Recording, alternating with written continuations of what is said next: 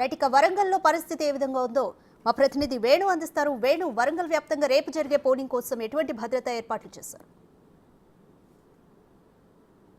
రాధిక, మొత్తంగా వరంగల్ ఉమ్మడి జిల్లా వ్యాప్తంగా 228 పోలింగ్ సెంటర్లు ఉన్నాయి. అందులో 1,73,406 మంది పట్టభద్రులు తమ ఓటు హక్కును వినియోగించుకున్నారు. ఇక ఉదయం 8 గంటల నుంచి ఈ పోలింగ్ ప్రారంభం కానున్న నేపథ్యం లోపల 6 గంటల నుంచే పూర్తిగా 144 సెక్షన్ పోలింగ్ సెంటర్ల వద్ద విధించబోతున్నారు. ఇక ఉమ్మడి జిల్లాలో చూసుకుంటే 12 నియోజకవర్గాలు, అందులో ఈ 6 జిల్లాలకు సంబంధించి కూడా ఉదయం నుంచే అటు పోలింగ్ ఆఫీసర్లు, అసిస్టెంట్ పోలింగ్ ఆఫీసర్లు, అదర్ పోలింగ్ ఆఫీసర్లు, మైక్రో అబ్జర్వర్లు మొత్తంగా 5గురితో కూడినటువంటి టీము పోలింగ్ సిబ్బందిగా పనిచేయనున్నారు. ఒక్కొక్క పోలింగ్ బూత్కు 5గురు పోలింగ్ సిబ్బందితో పాటుగా కూడా 2 పోలీస్ అధికారులు భద్రతా మధ్య నిర్వహించబోతున్నారు. ఇక సెక్టార్ వైజ్గా కూడా ఉదయం నుంచి అటు వరంగల్ సంబంధించి వరంగల్ కలెక్టరేట్ ఆవరణలో ఏర్పాటు చేసినటువంటి డిస్ట్రిబ్యూషన్ సెంటర్ దగ్గర పోలింగ్ సామగ్రి అందిస్తున్నారు. ఇక ప్రస్తుతం మనం ఉన్నటువంటి హనుమకొండ సంబంధించినటువంటి జిల్లా సంబంధించి డిస్ట్రిబ్యూషన్ సెంటర్ హనుమకొండలోని కాకతీయ డిగ్రీ కాలేజ్ మైదానం లోపల డిస్ట్రిబ్యూషన్ పోలింగ్ సామగ్రిని డిస్ట్రిబ్యూట్ అయితే చేస్తున్నారు. ఇక మరికొద్ది సేపట్లోనే 52 రకాల పోలింగ్ సామగ్రి మొత్తంగా అటు జంబో బ్యాలెట్ పేపర్తో పాటుగా వాళ్ళకి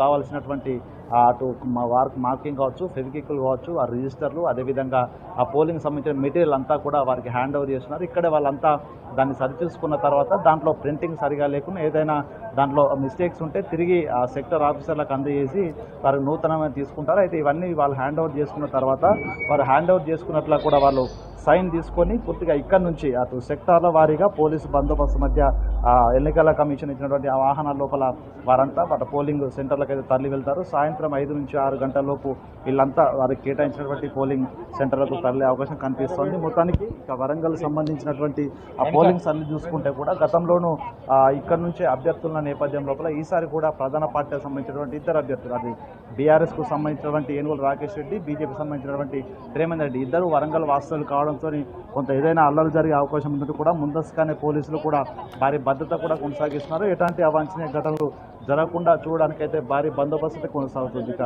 పోలింగ్ కోసము రూట్ల వైజ్గా కూడా మైక్రో అబ్జర్వర్లు, ఫ్లయింగ్ అబ్జర్వర్స్ కూడా ఉండబోతున్నారు.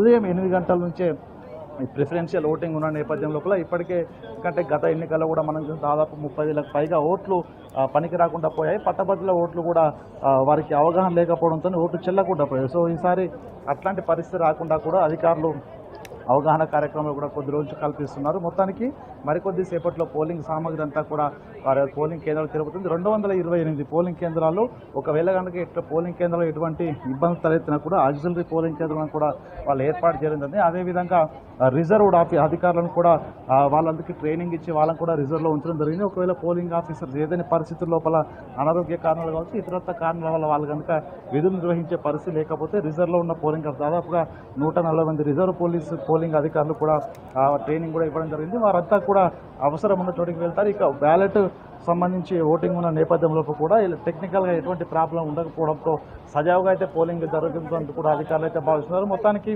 ఉదయం నుంచే 144 సెక్షన్ అమల్లో ఉన్న నేపథ్యం లోపల పోలింగ్ సెంటర్ల వద్దకు ఎవరు కూడా ఏ పార్టీ అభ్యర్థులు కానీ ఇండిపెండెంట్ అభ్యర్థులు కానీ వారికి సంబంధించి అనుచరులు ఎవరు కూడా రావద్దంటూ ముందస్తుగానే పోలీసులు కూడా హెచ్చరికలు జారీ చేశారు. మొత్తానికి మరికొద్ది సేపట్లో పోలింగ్ సామర్థ్యం ఈ డిస్ట్రిబ్యూషన్ సెంటర్ నుంచి అయితే ఆ పోలింగ్ కేంద్రం వద్దకు చేరుకోబోతుంది. ఇక రేపు జరగబోయే ఎన్నిక కోసం అయితే ఇటు ఉమ్మడి వరంగల్ జిల్లా వ్యాప్తంగా కూడా అధికారులు అయితే పూర్తి ఏర్పాటు చేసిన పరిస్థితి ఉంది. Right, thanks for the update Venu.